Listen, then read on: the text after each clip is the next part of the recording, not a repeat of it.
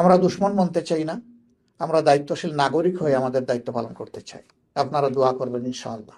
আমরা কাউকে ছাড় দিয়ে কথা বলবো না। তবে সে সরকার যদি দেশের জন্য, জাতির জন্য ভালো কিছু করে, এটা সমর্থন দেবে। যদি অন্যায় কিছু করে, তারা সমস্ত যুক্তি এবং শক্তি দিয়ে প্রতিবাদ করবে। আমাদের ভূমিকা এখানে, আমরা এটাই করবো। আপনি পছন্দ করেন আর না করেন, ইটস ইয়োর ম্যাটার। আমরা একটা ফাংশনিং বিরোধী দল হিসাবে, দায়িত্বশীল বিরোধী দল হিসাবে আমরা দায়িত্ব পালন করতে চাই। সরকারের সকল কাজে অন্ধভাবে বিরোধিতা করা আমাদের দায়িত্ব নয়। আবার সরকারের অন্যায় যেটা, এটা নীরবে সহ্য করা আমাদের দায়িত্ব নয়। এই দুইটার ক্ষেত্রেই আমাদের একটি ভূমিকা থাকতে হবে। আমরা সেটাই করব ইনশাআল্লাহ। এটা সংসদের ভিতরেই জানিয়ে দিয়েছি। ভালো কাজ করবেন, সহযোগিতা পাবেন। মন্দ কাজ করবেন, অবশ্যই আমরা প্রতিবাদ করব। আমরা নীরব থাকবো না। এবং প্রথম অধিবেশনে আমরা সেই কাজটাই করেছি, এর বাইরে আমরা কিছু করিনি।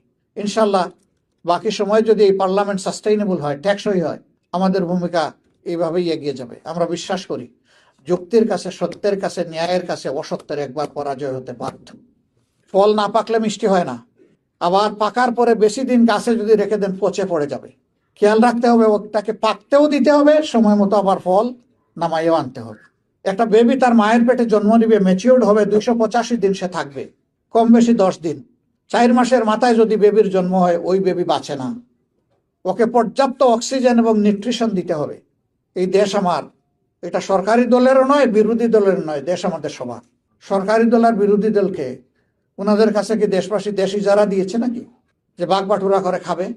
দেশবাসীর পাহারাদার হিসাবে নিযুক্ত করা হয়েছে। জীবন, সম্পদ এবং ইজ্জতের পাহারা দিবে এই মানুষগুলো, 300 মানুষ।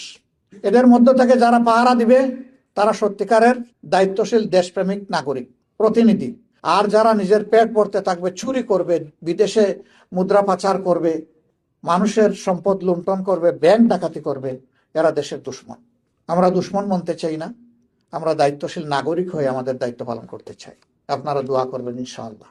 আমরা কাউকে ছাড় দিয়ে কথা বলবো না, কিন্তু আমরা আবার মুখ থাকতে হাতের মধ্যে মুগুর নিয়ে, হাতুড়ি নিয়ে, মাথায় হেলমেট লাগিয়ে আমরা কারো উপর আক্রমণও করব না। এটা সভ্য জগতের আচরণ নয়।